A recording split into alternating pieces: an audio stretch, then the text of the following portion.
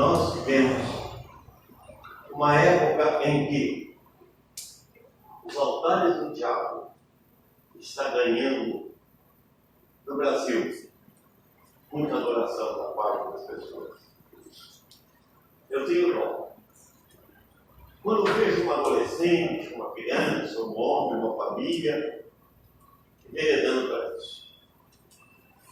Eu tenho contato via Facebook com um pastor amigo meu, a mãe dele, uma crente que é uma serva de Deus, completando 100 anos de vida. Como é bom isso? Né? E nessa noite nós queremos falar sobre coluna da igreja. Vamos lá, obrigado aí, professor Luiz. Obrigado. Olha aqui, ó. Vamos ler. Essa é a tradução contemporânea. É maravilhoso e belo, irmãos, que os irmãos. Deixa eu explicar aqui o celular.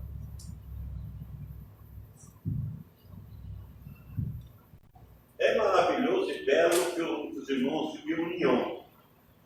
Como o caríssimo óleo da unção derramado na cabeça, descendo pela barba de Arão e pela gola das suas vestes sacerdotais. É como orvalho sobre um monte de irmãos, descendo pela resposta de Sião, sim.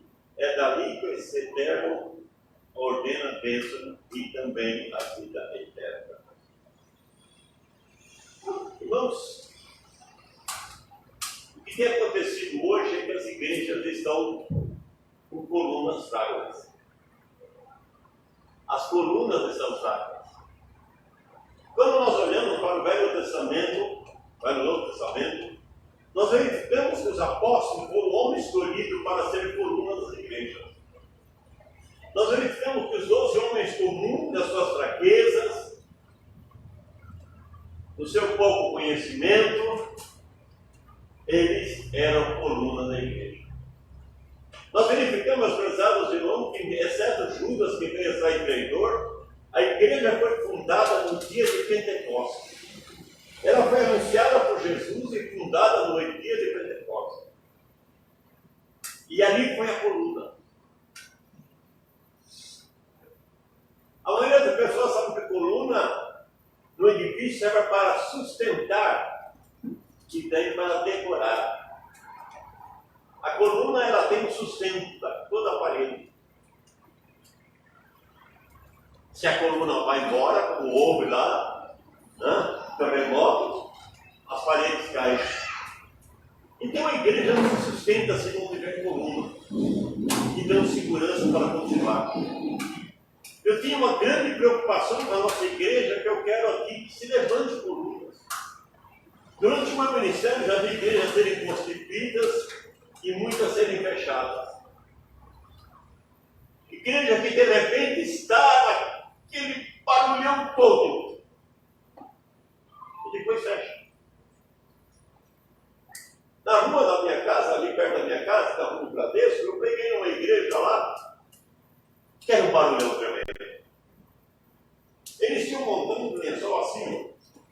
Aquilo era gente caindo, era gente pulando, era gente falando língua, gente caindo, gente pulando, gente falando. Sabe? Nem tinha culto. Pô, não tem mais nada lá, acabou.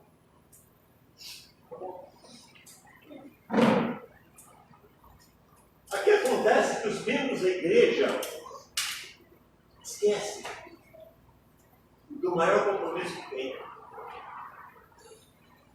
Os apóstolos foram colunas porque trabalharam com Jesus. Venhamos que algumas igrejas, venhamos que nesse estudo, alguns aspectos da igreja, como coluna da igreja, eles simplesmente trabalharam e viveram. E nós vamos verificar, meus prezados irmãos, que a igreja tem coluna. Vamos lá, a primeira coluna da igreja, põe aí, sabe? A primeira coluna da igreja. Sabe que está perdido? Você acha verdade? A primeira coluna da igreja é a palavra de Deus.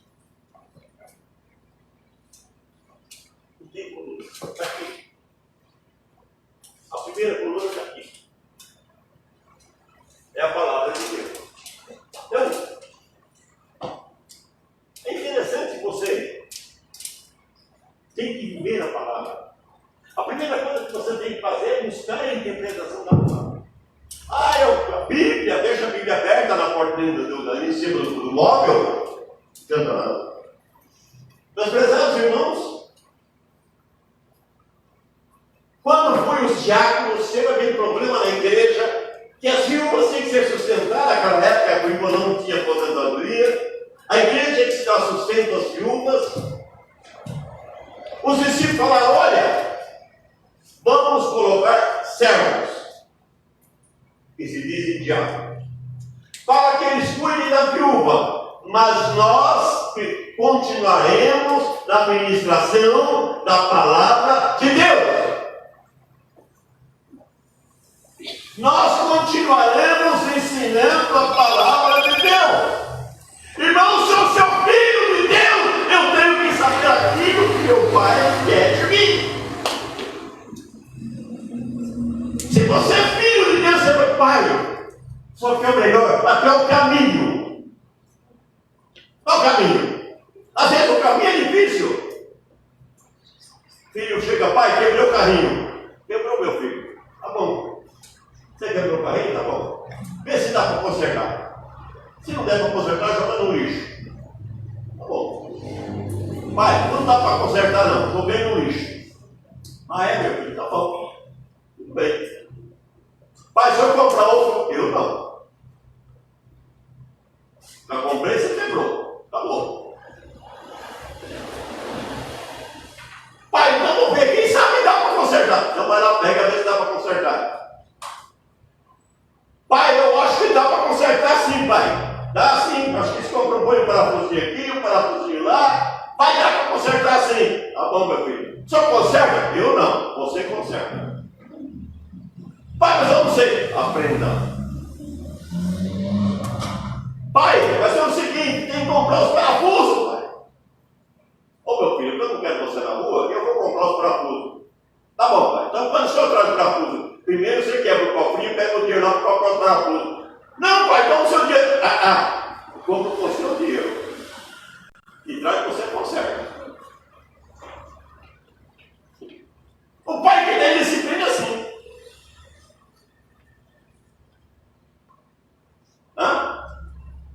A Bia chega, o pai dela fala: pai, eu quero um celular. Você quer um celular? Quer.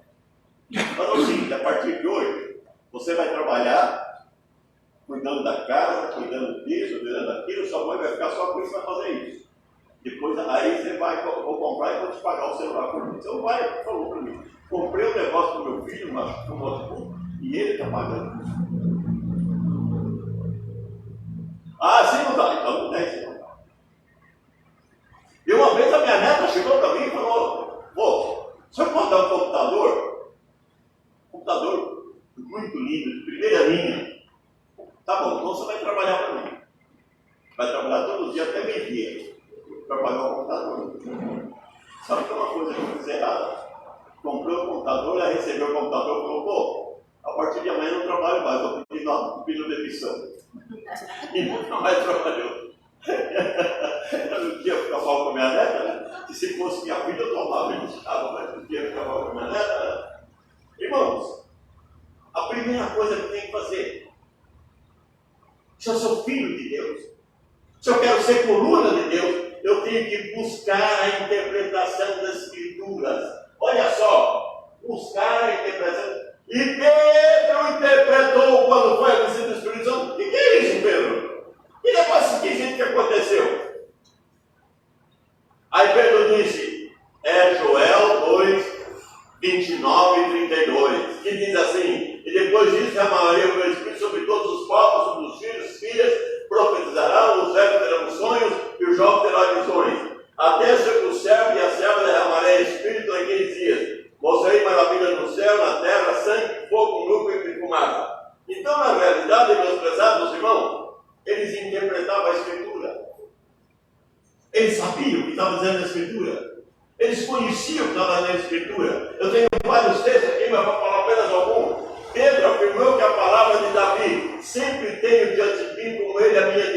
não será abalado. Então ele interpretou as Escrituras. E meus prezados irmãos, ele sabia que aquilo estava falando sobre Jesus Cristo, que não o corpo seu não ficou no ar, que ele morreu, que ele ressuscitou, que ele veio para isso. Pedro estava interpretando as Escrituras. Nós temos que interpretar o que a Escritura diz para nós. Pedro também aplicou a profecia de Moisés a respeito do profeta semelhante a ele. O Senhor Deus levantará no meio dos seus próprios irmãos um profeta como eu. Ouçam, ele está falando sobre Jesus. Pedro ainda afirmou a promessa de Deus feita a Abraão, feita em Gênesis 12, 23. Abençoarei te abençoarei, amaldiçoarei te amaldiçoarei por meio de você. Todos serão abençoados, como sendo Jesus. Então, meus prezados irmãos, a palavra de Deus mostra que nós temos que conseguir interpretar a Bíblia, viver a Bíblia. É a palavra de Deus. Ah, coisas terríveis lá, coisas terríveis lá. Mas a coisa é que naquele tempo, você tem que interpretar o tempo de hoje. E nós temos que verificar, meus prezados irmãos, que muitos outros textos nós temos que interpretar. Pedro era um homem simples, era um homem sem cultura, mas nós precisamos, meus prezados irmãos, primeiro, ler e ouvir a palavra de Deus. Não adianta de nada eu falar, meus irmãos, não vamos agora no altar de Satanás. A pessoa sai daqui e vai para o altar de Satanás. O problema é dele, ele está brincando com Deus.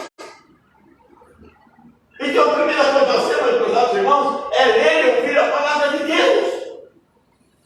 Nós temos que pregar a palavra de Deus. Nós temos que viver a palavra de Deus. Ele é o Pai.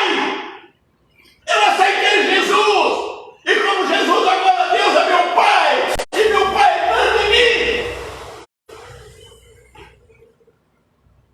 Está falando com o irmão, olha agora.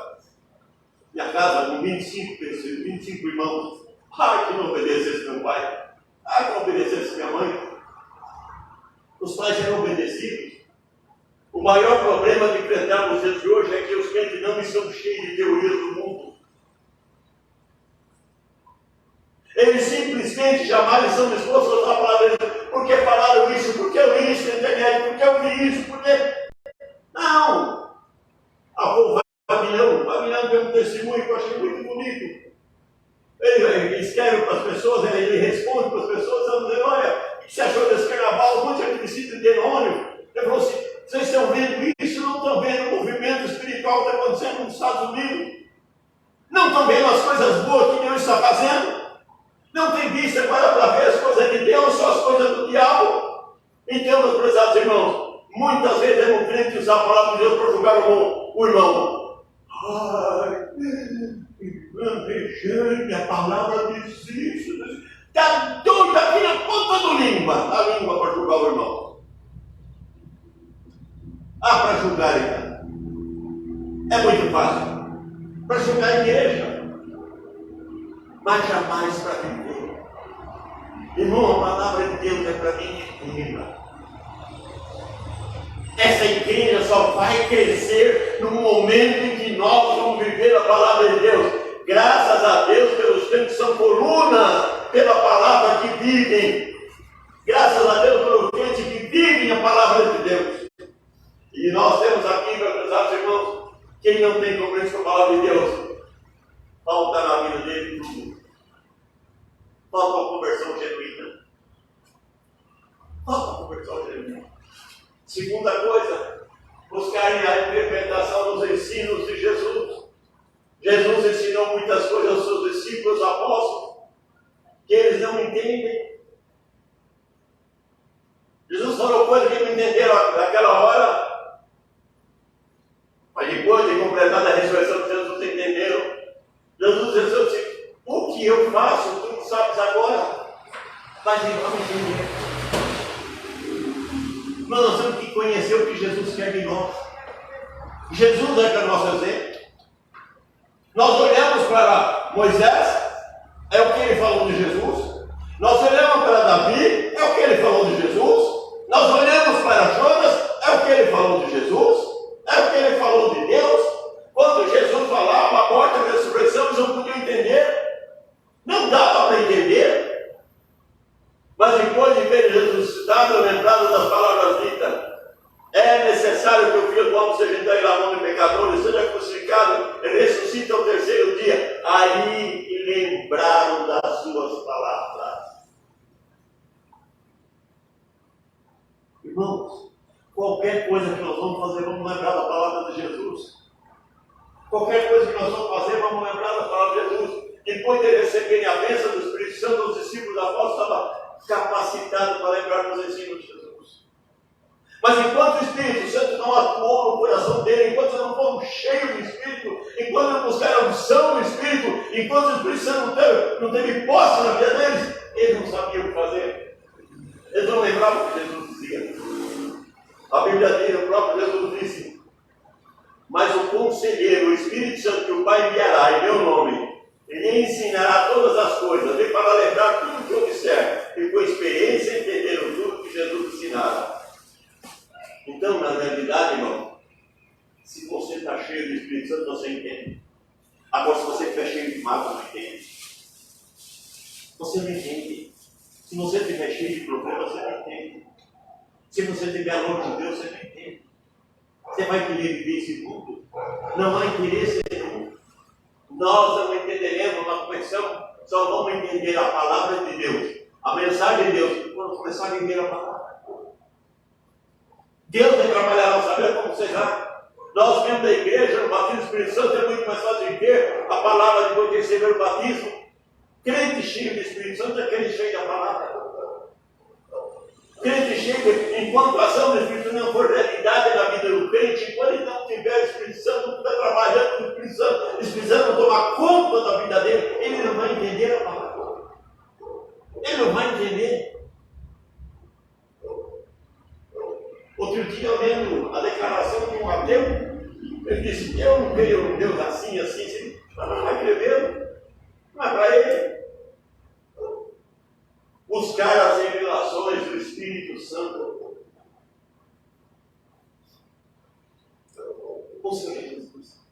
O Espírito Santo, eu quero aprender a tua palavra. Eu quero viver da maneira que vives. O Espírito Santo, eu quero viver a tua palavra revelada. Ensina as coisas para mim. O Espírito Santo ensina. Porque a Bíblia diz que quando o Conselheiro, o Espírito Santo vier, ele vai ensinar.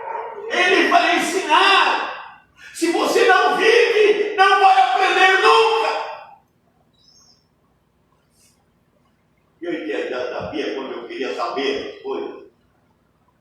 E eu saía revoltado daquele porque eu não entendia nada. Mas eu queria saber, mas não queria viver. Tem gente que quer saber, mas não quer viver. E meus prezados irmãos, a Bíblia é muito clara. Existem diversas fontes de conhecimento. Primeiro existe o conhecimento empírico. O conhecimento empírico é muito importante. É aquele conhecimento que nós adquirimos na vida, no dia a dia, sem nenhuma comprovação científica. Conhecimento empírico é o conhecimento pessoal. O santo tem um conhecimento empírico. Ele sabe como lidar com a esposa dele. Ele conviveu com ela. Ele sabe lidar com o conhecimento, a maneira de lidar, ele põe um sistema para lidar com os seus clientes. Então, o conhecimento é aquele que nós aprendemos por nós mesmos, nossas fontes, nossa vida no dia a dia. No dia a dia. E nós temos também, meus prezados irmãos, um conhecimento científico, a ciência, as fórmulas, as pesquisas. Nós temos um conhecimento científico. Você conhece a ciência, vai descobrindo. Quantas doenças não foram agora curadas, porque a ciência vai descobrindo o remédio. Esse é o conhecimento científico, vai se provando. Mas nós temos também um conhecimento filosófico, aquele conhecimento que tem base no questionamento, questão, é pesquisa, é tipo de filosofia de vida, é um conhecimento que nós temos assim pela filosofia, que depois de muito tempo pode ser que dizer que não é aquilo. Galileu Galilei foi morto pela Igreja Católica. Ele foi morto porque ele simplesmente disse que a Terra era redonda e que tinha outros satélites. Mas eu não podia dizer isso. Aristóteles tinha dado outra informação. Aristóteles ainda não tinha decidido que era assim, mas o problema todo é que eles confundiram o conhecimento filosófico com o conhecimento científico. Mas, meus prezados irmãos, eu e você temos que ter o conhecimento revelado. Conhecimento revelado. Qual foi o conhecimento revelado? O conhecimento revelado é a obra do Espírito Santo no nosso espírito. Ele revela o conhecimento. Ele revela em nós. Ele revela a nossa vida. Ele revela. Ele revela. Quantas vezes, meus prezados irmãos, precisamos ouvir Espírito Santo me revela. Eu quero fazer a vontade de Deus. Eu quero orar. Eu quero estar na presença de Deus. Eu quero viver a presença de Deus. Me revela. Então nós temos um conhecimento revelado, meus prezados irmãos, que é um conhecimento que na realidade é tão importante e é incontestável. Deus está. Você vai na palavra de Deus e vai chegar lá, o conhecimento é intancável, é incontestável. O Espírito Santo deu muitas revelações na igreja através do apóstolo. O Espírito Santo deu muita revelação. Vou ter que colocar uma aqui, através do apóstolo Paulo. Diz o Espírito Santo: portanto, vocês já não são estrangeiros nem forasteiros, mas cidadãos santos e membros da família de Deus. Olha aqui, ó. Olha o que o Espírito Santo revelou a Paulo. Paulo, vocês não são mais estrangeiros, vocês não são mais forasteiros, mas vocês são santos, vocês são membros da família de Deus. Edificados sobre o fundamento dos apóstolos, dos profetas, dando Jesus Cristo como pedra angular, no qual todo edifício é ajustado, investe para adorar no santuário santo do Senhor. Nele você também está sendo juntamente edificado para se tornar morada do Deus por seu santo. Não temos que entender que nós não somos estrangeiros, nós não somos forasteiros, nós somos cidadãos dos céus. Glória! Nós somos cidadãos do céu. O meu filho agora na Espanha está lutando para deixar de ser estrangeiro e forasteiro, luta para conseguir uma cidadania espanhola. Ele quer uma cidadania espanhola. Está lá trabalhando, lutando. Meu pai era da Espanha. Ele fez primeiro a minha cidadania e agora está lutando pela cidadania dele. Ele quer ser cidadão espanhol. Mas, meus prezados irmãos, Cristo veio para que nós deixássemos de ser cidadão do mundo para ser cidadão do reino de Deus. Cristo veio porque Ele é o Filho de Deus e disse: eu vim aqui para que vocês sejam cidadão de Deus. Glória a Deus. E como é que vai ser, Senhor? Seguindo o meu exemplo, aprendendo comigo. Então, meus prezados irmãos, se você quer isso para a sua vida, busque o conhecimento revelado. Busque o Senhor Jesus. A segunda coluna, põe aí, Isaac. A oração. A oração. A oração precisa ser aprendida. Jesus o Senhor orar. Eu não vou ler todo o texto, mas Mateus 6, 5 a 15, quando vocês oraram, primeira coisa que Jesus ensinou. Quando vocês oraram, olha só o primeiro versículo. Quando vocês orarem, a primeira coisa, não seja como os hipócritas. Nossa Senhora, Nossa Senhora, Nossa Senhora, Nossa Senhora, né? Não do Pai, Filho, não é isso. Quando vocês orarem, não olha como hipócrita. Eles gostam de ficar orando pelas sinagogas a fim de serem vistos. Eles simplesmente já receberam a sua recompensa. Ele chega e repete a mesma coisa. Ele fala uma poesia para Deus, uma poesia que diz: quando você orar, ore falando com Deus. E a Bíblia diz aqui em outro texto: mas quando você para o seu quarto, fecha a sua porta, em secreto o seu Pai te vê. E não fique repetindo a mesma coisa, como fazem os pagãos, e pensam que por muito falar são ouvidos.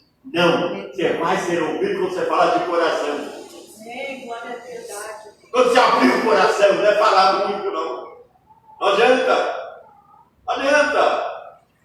Tem irmão que prega aí, que ora, Senhor, como diz a tua palavra, isso eu já falei para esses irmãos, irmão, não precisa, não, ele sabe o que diz a palavra. Não precisa dizer isso.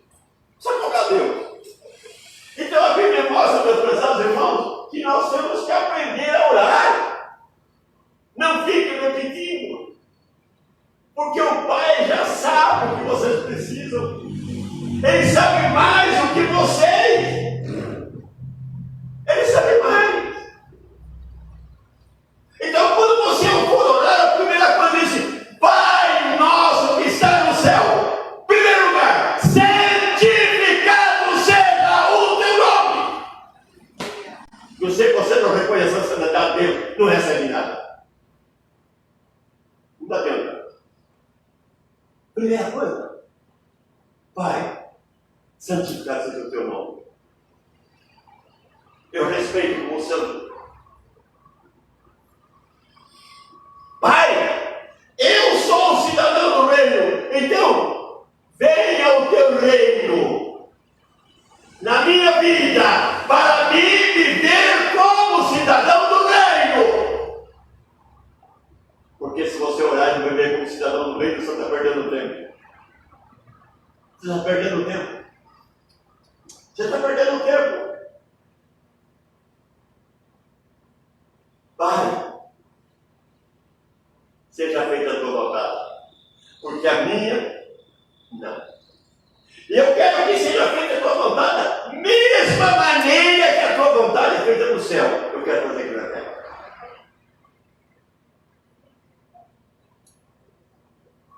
Pai, dá um nome a cada dia. Não dá um celular novo, não é um carro novo, não é uma casa nova, é o pão de cada dia. Mas ele dá tudo isso porque ele te ama. Ele te ama. Pai, não nos deixe cair na tentação. Eu sei que eu vou ser tentado todo. Às vezes até nossos filhos, nossos netos, nosso vizinho. Ama, mas não deixa cair. Não deixa cair na tentação. Não deixa. Não deixa. E meus prezados irmãos, a Bíblia diz que Jesus ensina-nos a orar. Mas muito mais do que isso, Jesus ensinou a orar, ele também orou. Ele dedicou o tempo em oração. Nós temos vários textos aqui, o nosso tempo não dá, mas ele dava tempo e ele orava. Jesus buscava a vontade do Pai todo dia. E você tem que buscar a vontade. Você tem que buscar a vontade do Pai. Eu não esqueço nunca do meu irmão. O marido dela, que é pastor, faz tempo que eu não vejo, faz tempo que eu não vejo, que estou ocupado aqui, não estou trabalhando nas igrejas. Mas aquela irmã, que era da Assembleia de Deus, ali era bêbado. E a turma de caquestrasse lá embora, eu não consigo isso. Eu vou orar. E Deus que ele aceitou. E que ele foi ser pastor, você era pastor, foi ser batista. E ela, eu sei que você eu sei que o Senhor é. Meus prezados irmãos, quantas vezes nós simplesmente esquecemos disso. Jesus subiu ao monte para orar, Jesus orou nas águas do Jordão. Então, Jesus orou a ser tentado no deserto. Quantos vezes? Jesus orou no monte da transfiguração. Jesus orou na hora da agonia da cruz. Jesus orou em todos os lugares. Os discípulos não podiam deixar de aprender essa grande lição de oração. Jesus orava em todos os lugares. As orações devem ser exercitadas, irmãos. Isto é, Jesus foi para o Zanato. Jesus foi arrebatado. O que vamos fazer agora? O que nós vamos fazer? O nosso mestre não está mais conosco. Vamos orar.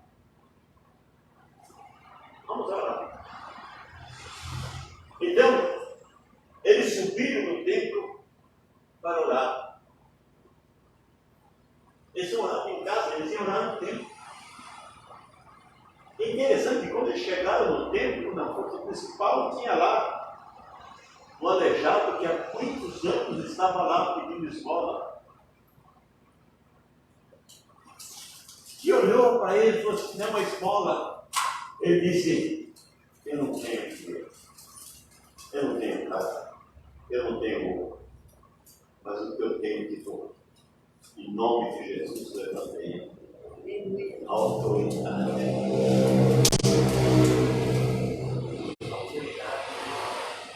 Eu não tenho dinheiro, mas eu tenho autoridade. Judas traiu. Judas foi embora. Então, quem vai ficar no lugar de Judas? Chamaram Barsabás, chamaram Justo, chamaram Messias, Matias, desculpa, Matias. E depois que chamaram os crentes, eles se uniram e falaram: "Senhor", a oração dela foi essa, deles foi essa: "Senhor, tu conheces o coração de todos. Mostra-nos qual destes tem escolhido para assumir o ministério público de Judas, que abandonou e foi para o lugar que lhe era devido." Qual desses? Qual desses, Senhor, vai ficar no lugar de Judas? Quem vai ficar no lugar de Judas? Bom, não veio nenhum anjo dizer, não veio ninguém falar: "Vamos lançar sorte." Nós já oramos. Vamos fazer os papeizinhos. Não é quem faz a igreja batista? Vamos fazer os papeizinhos. E caiu sobre Matias. Caiu sobre Matias. Irmãos, nós precisamos viver a prática da oração. Faz parte da vitória do crente. Ora pelo seu filho. Ora pela sua família. Ora.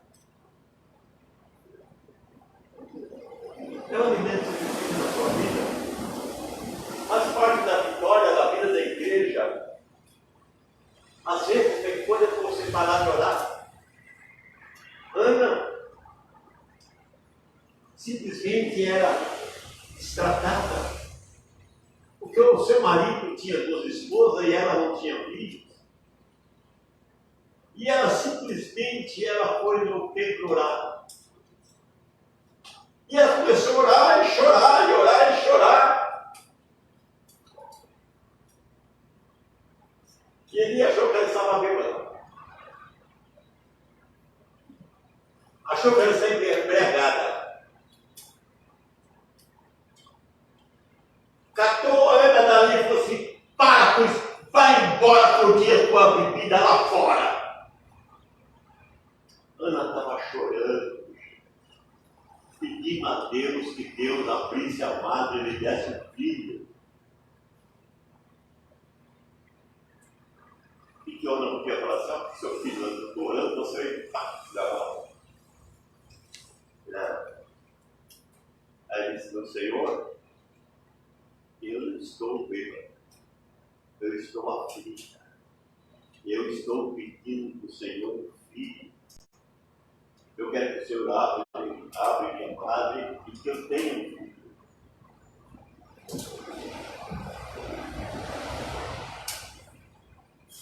Ele viu o erro que ele cometeu e, com toda humildade, falou: "Então volta, pai."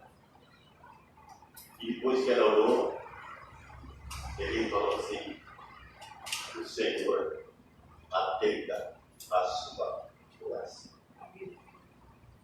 Ana, o crente que não exercita em oração é derrotado. É derrotado.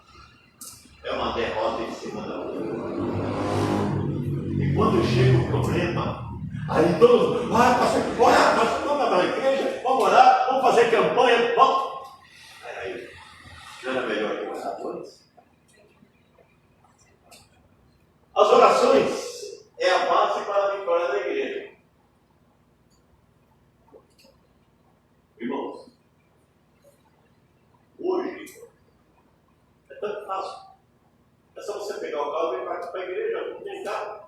pegar o ano mesmo. Aquela época, se descobrisse que você ia para um culto, você seria morto! Sabe onde é que eles iam? Nas cavernas. Onde é o culto? Os romanos não sabiam. Então, o que eles faziam? Quem sabe o que eles faziam para dizer onde era o culto? Quem sabe? Quem sabe? Eles jogavam, tem um culto aqui, vamos lá. Dá um pouquinho, é aqui esse caminho. É aqui. O que eles faziam? Um peixe. Eles eram pescadores? Era um peixe. E eles seguiam o peixe. Eles seguiam o peixe. Até chegar na caverna. Por isso, muitas Bíblias você acaba tendo peixe. Eles iam até lá. Até lá. E Policarpo, quando chegaram para ele disse: Policarpo, antes de você ser queimado vivo, você tem agora uma oportunidade. Abandone esse Cristo e viva. Como que eu vou fazer isso? Na minha idade, eu nunca fui abandonado por ele. E quero dizer para vocês, morrer por esse Cristo é vitória. Pois é, Policarpo, então você que vai colher a lenha para te queimar. Irmãos, eles tinham dificuldade tremenda para ir na igreja, mas vitória. Tinha vitória. Você quer ter vitória? Sem oração? Vai ter. A oração é o exercício da fé. E essa é a vitória que vence o mundo da nossa fé. Nós precisamos pôr em prática sobre que queremos vitória. A base da vitória está na oração. Irmão, nós estamos orando pela igreja. Nós oramos por vocês todos os dias. Tanto particular como nosso culto doméstico. Orando por cada um de vocês. Porque a base da nossa vitória está na oração. E por isso o crente deve aprender sobre a oração, capacitar a oração. A terceira coluna, a terceira e última coluna da igreja é a comunhão. Como é bom. Nossa, é comunhão. Se alguém quiser prevalecer contra um, os dois desistirão. Essa parte do texto fala: o cordão de três cordas não se rebenta. Então o provérbio aqui fala em três: a ideia de que quanto maior o grupo de pessoas, a comunhão é maior, o efeito é maior. Não tem comunhão. Não tem comunhão. O dia que o irmão Antônio ficar doente, vai doer em mim. Porque eu tenho comunhão com ele. A tristeza dele é minha tristeza. Eu fiquei impressionado de verificar o nosso governador do estado foi dormir em colchões na prefeitura para estar junto com aquele povo que sofre. Porque ele tem comunhão com aquele povo. Aquele povo precisa de esperança. 64 pessoas morreram. Precisa de esperança.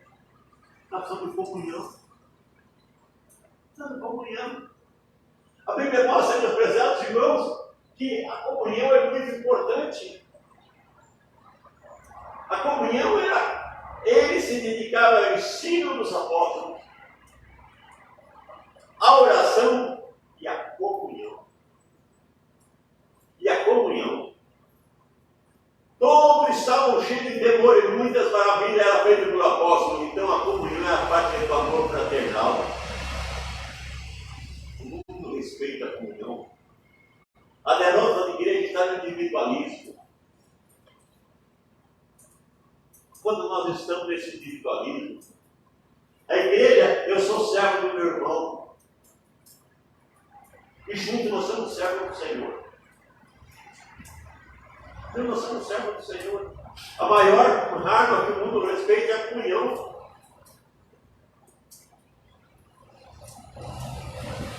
Não podemos ser individualistas. Casa que fica individualista, ele sai cada vez mais à frente. Eu gosto muito de assistir, eu já falei para vocês que fica lá, casa superado. Eu vejo um casal lá, chega lá, companheira, pelado, vai ficar 21 dias no meio do mato. Os dois pelados. Se começar a bater boca, não vai até o fim. Mas se eles começassem a entender, eles conseguem passar. Comunhão é importante. Satanás foi estragado de vida. Eu quero viver em unidade com aqueles que eu quero estar em comunhão com a minha igreja. Aquele que quer respeitado como servo do Senhor. Aqueles que têm ungido como ungido de Deus. Aquele que é respeitado os meus irmãos. Mas aquele que me respeita, eu não quero comunhão com ele. Não dá para ter comunhão com ele. Não dá para ter comunhão. Se você não me respeita, não dá para ter comunhão. Se não dá para conversar, não dá para ter comunhão. A gente vai falar com o Tony, mãe, eu quero ver. Mas eu vou ter comunhão. Não, mano. Aí vou fazer um cupidinho que ele gosta. Faz um cupidinho. E mulher, já está safado demais. Foi o que eu faço. Ana, não é assim não, porque eu não sou cara, um casalzinho excelente, nota 10. 10 não, eu sou um casal 20. Ana, casal 20. Mas tem que ter. Se não houver comunhão, então, olha, não tem comunhão. Alexandre Ferreira me perguntou muito, quero que o Senhor o recompense de acordo com o que ele fez. Timóteo, tome cuidado com ele e você também, pois ele combateu com muita violência a nossa mensagem.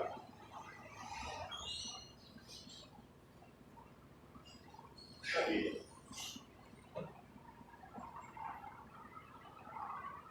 Pode. Você não pode combater. Quantas pessoas têm quebrado a comunhão da igreja? Quantas pessoas?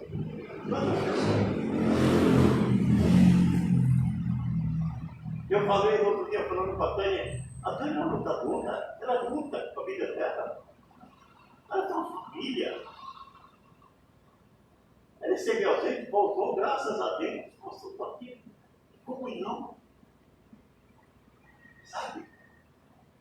Precisamos de comunhão. Precisamos de compreender os nossos irmãos. Precisamos de amar os nossos irmãos. Precisamos fazer festa para os nossos irmãos. Precisamos fazer.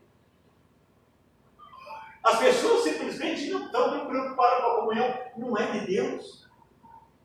Não é de Deus. Quantas pessoas têm maltratado o seu irmão? Não têm obedecido o princípio de Jesus? O conceito da palavra é fugir dessas pessoas. Pessoas que chegam aqui e simplesmente, não posso falar porque é pastor, porque é pastor. Não faça isso. Ore pela pessoa. Nós temos que ter comunhão. Tem que ver essa comunhão. Temos que nos abraçar. Somos só, precisamos uns dos outros. Nós somos uma família. Talvez a nossa família não vai para o céu conosco, mas os nossos irmãos vão. Talvez a nossa família só é aqui, sair daqui e acabou. Mas os nossos irmãos vão estar lá no céu, juntos. Juntos. Então a palavra de Deus mostra, meus prezados irmãos, como se a palavra de Deus fala. Né? Eu não vou ler todo o texto aqui, mas tem vários textos aqui que eu fiz sobre esse assunto. Então, nós vamos viver a lição do Salmo 33. Como é bom, como é agradável, como é gostoso que os irmãos vivem unidos. Poxa vida. Como é gostoso. E aqui, se eu fosse escrever esse texto agora, nos dias de hoje, Minha cor que é agradável, gostoso, e o cafezinho também é muito bom. Não, mas o cafezinho da Poli, né? A gente ia comer na casa da Fábia. Olha, vou dizer uma coisa. Aí uma coisa é boa, mas depois as coisas de comer é gostosa. E de vez em quando, né, Fabiana, tem uma feijoadinha. E Deus é tão bem bom que deu para ela o marido que sabe cozinhar. Não, mano. Na verdade, não tem essa alegria, não. O marido não está fazendo nada. Se fritar o ovo, sai pela janela. Mano. Então, é bom que os irmãos ficam unidos. Como é gostoso. Sabe? De repente, fala com a isso, para com isso. Para com isso. Então, na verdade, os primeiros cristãos viveram em comunhão. E o Salmo 33 fala assim: a excelência do amor fraternal. Né? Então, comunhão das coisas, irmãos. A comunhão, ela produz frutos. Então, meus prezados irmãos, vamos concluir dizendo o seguinte: comunhão não é uma coisa teórica, é prática. É prática. É coisa prática. Como é gostoso saber que o irmão vai lá na nossa casa? Terça-feira, o pastor vai lá na nossa casa e diz assim: eu quero levar vocês para almoçar fora, né? Ele é escolheu um restaurante vegetariano. Eu falei assim: puxa vida, vocês convidaram para ir para almoçar fora? Esses irmãos? Por que você não falou terraça Itália? Por que não falou terraça Itália? Olha aqui, vegetariano. Né? Essa é comunhão. As pessoas têm visitado a gente lá, que coisa gostosa, é comunhão. A palavra de Deus mostra, meus prezados irmãos, né? A comunhão observada é produzir fruto na prática. A amizade entre irmãos é participação da atividade de grupo. Era o culto dos retiros, o acampamento, jantares, da confraternização no culto. Eu estava falando na nossa última reunião exatamente: gente, precisa ter um culto de comunhão. Aí foi a ideia dos irmãos aí, então vamos fazer um culto no segundo domingo na ceia. Comunhão é a participação na reunião da igreja, tudo pelo amor. É você não censurar o irmão, não. Não censurar. É você não querer ser importante. A Fábia aqui, olha, quem cuida da cozinha sou eu. Vocês me tratam bem, senão vocês vão passar fome. Oh, pessoal, a Fábia é muito importante. Ela faz com prazer. Ela faz com alegria. O Jado já mudou de dia de trabalho dele para vir aqui atender a gente. E no dia em julho, vai ser o dia do pastor. O pastor não é café, é almoço. Eu não sei, a diaconia da igreja vai decidir o que vai fazer. Depois a diaconia, o Sandro, o Jado, vão decidir. Talvez seria melhor fazer um churrasco, eu não sei. Mas a comunhão. Mas chega o seguinte, vamos fazer o seguinte, vamos fazer um churrasquinho, mas tem o seguinte: olha, eu não posso ajudar. Fala, pastor, eu vou arrumar alguém para te ajudar, sem precisar você saber quem é. Vamos lá, é comunhão. Comunhão. Eu não posso, então eu não vou. Eu não quero comunhão por nada. É comunhão. Se resolver fazer um churrasquinho, a gente vai um churrasquinho. Não sei se a pastora vai fazer comer. Mas se ela não comer, eu puder, uma parte dela. Então, na verdade, é comunhão. O que é importante é a comunhão. Já teve churrasco aqui, que a Denai é muito devota de jejum, ela faz assim, sempre jejum. Teve churrasco aqui que ela estava de jejum. E ela veio e foi. Mas que churrasco você foi estava de jejum? Aí eu falei assim: tudo bem. Foi difícil comer a parte dela e a minha, mas eu queria ter comunhão. Então, por exemplo, depois a gente fala irmão. É viver junto, sem atrito, amando. Né? Eu tenho comunhão com meus irmãos. Né? O tempo que você não tem que ter comunhão de verdade, meus irmãos. Então vamos lá.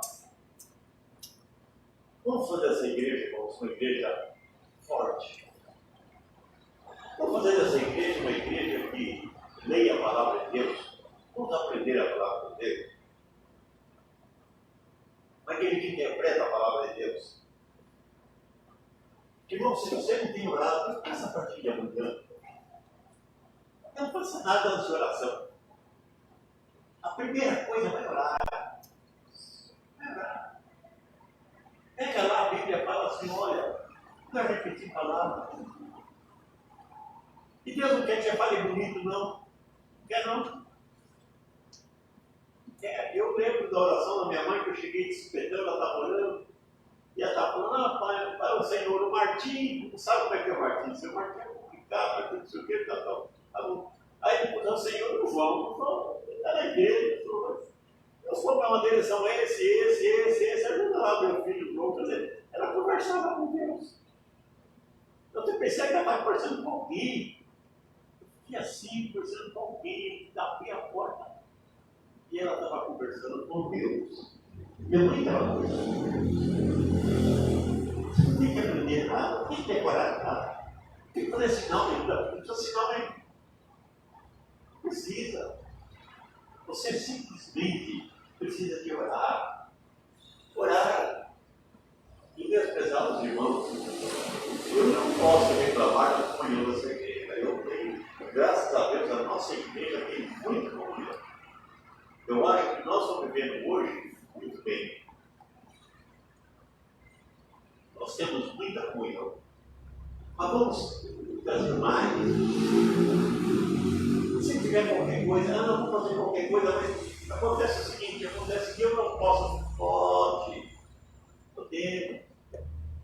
Se você por acaso está precisando de alguma coisa, está passando, você fala com a gente, vamos resolver. Nós somos família, vamos resolver.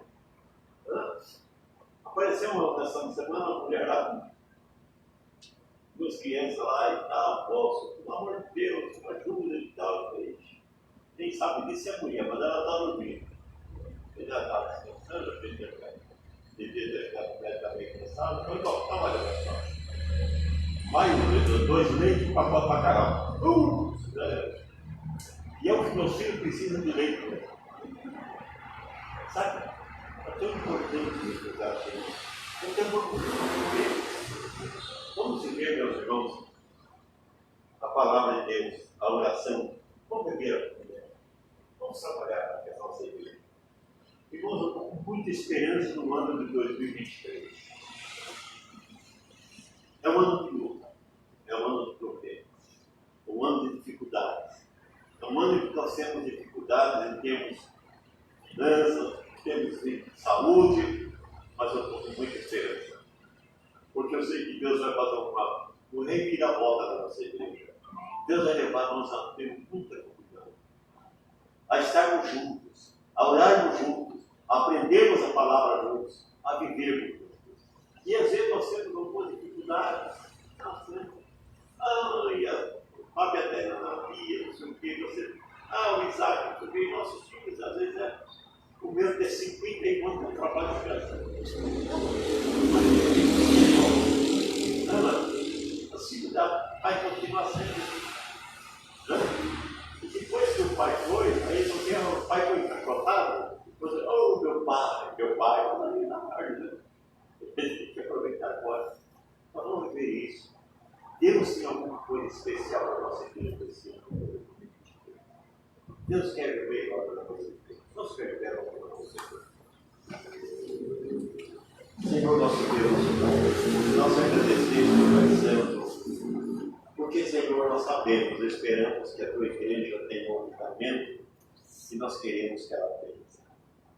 Estaremos continuando falando sobre a igreja, Pai Santo, durante esses dias, Senhor, e queremos que o teu Espírito Santo nos ensine, Pai. Nos ensine o que temos que transmitir para a tua igreja.